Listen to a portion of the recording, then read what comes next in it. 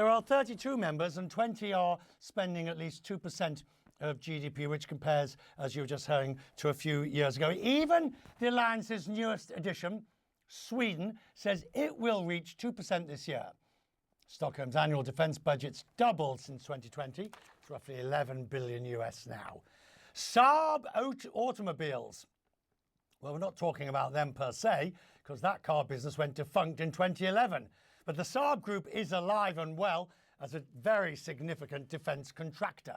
The CEO, Micael Johansson, joins me now. We've talked before about this. Good of you to join us again.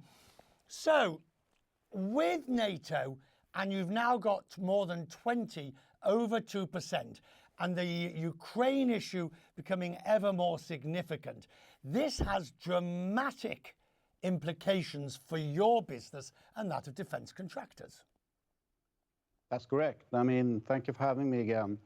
Of course, the demand is incredibly high, and Europe is going through a huge wake-up call, and every country is spending a lot more on defense, including our country, of course. So we are both sort of replenishing stockpiles, of course, in the countries, but also supporting countries to continue to donate equipment to Ukraine. So it's all about capacity, investing in new capacity, production line, automation, redundancy, new sites. So it's really a high pace in the business right now. What, if you had to, just give me a gut feeling between replacing those armaments that have been used or to backfill versus new increased armory. What would you say it is? Well, I think we're still pushing hard to sort of keep up with the Russian aggressor in terms of production capacity to continue to support Ukraine to win the war, which is incredibly important. So I don't think we're there yet to start replenishing stock and building new capabilities, neither in Ukraine or in other parts of Europe. This is a battle to step up in Europe to reach higher capacity because we are factors below, as I see it, the information I have from what the Russian aggressor is capable of. So we're pushing ahead as quickly as we can. I know you'll appreciate the sentiment behind this next question, but there will be viewers watching saying, well, he would say that, wouldn't he? He's selling armaments. The defence industry is off to the races. Bonanza time. This is what they wanted. They can sell everything they can make. Actually, having a war in Europe is a big tragedy. This is not about sort of supporting a war.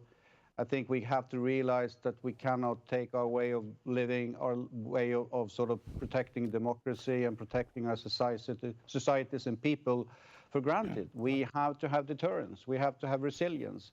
And that is sort of the purpose of what we do as defense industry, to create deterrence and resilience. So these things won't happen going forward. Now, the armaments that you make are at the highest end, state-of-the-art, most sophisticated and very expensive, usually by militaries. But if we look at defense spending in terms of the other 40-odd wars, insurrections, riots, civil wars taking place at the moment, there's an enormous amount of violence in the world, and arms are being generated at a much lower level at great numbers. Well, I think I don't sort of see any connection to that. The only thing we do is to try and sort of help defense forces creating capabilities. It's not about looking at everything. No, let me clarify. I wasn't criticizing. Sorry, that wasn't a criticism of Saab or the major industries. It was more a comment on the state of the world and the number of armed conflicts taking place at the moment that is fueling demand.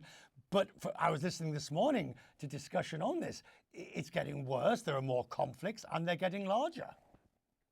Yeah, we have lots of geopolitical tensions and conflicts around the world, a multipolar world which we have to relate to. This is much more difficult now to find your like-minded countries to work with, to collaborate between industries in the world. So it is a very sort of turbulent situation, which I have never experienced being with the company for more than 39 years. So this is challenging, but it's also a big important purpose that we have now to help sort of these democracies to defend themselves, and absolutely most important to help Ukraine win this war. Can Ukraine, I mean, let's not pass on what winning looks like, but bearing in mind what President Putin's ceasefire demands were, which were a non-starter, and bearing in mind what would seem to be President Zelensky's requirements for Ukraine, for Russia to leave everything from up to Crimea, is there a deal to be done somewhere, do you think?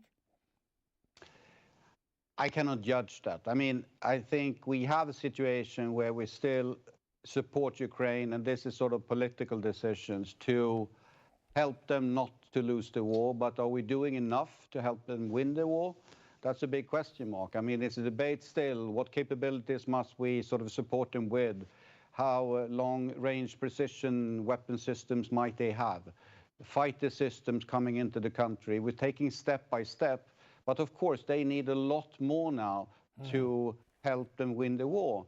And that takes an effort. And they need more and more advanced systems, of course. Otherwise, this will be a very long-term war, which is difficult to judge how it will end.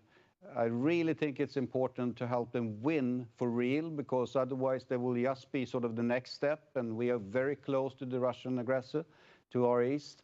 And so are many countries in our neighborhood. So we really, really want them to win this war, not to have sort of a consequence of the war happening in our neighborhood. I'm grateful for your honesty and frankness, sir. It's appreciated. Thank you for joining us tonight on Quest Means Business.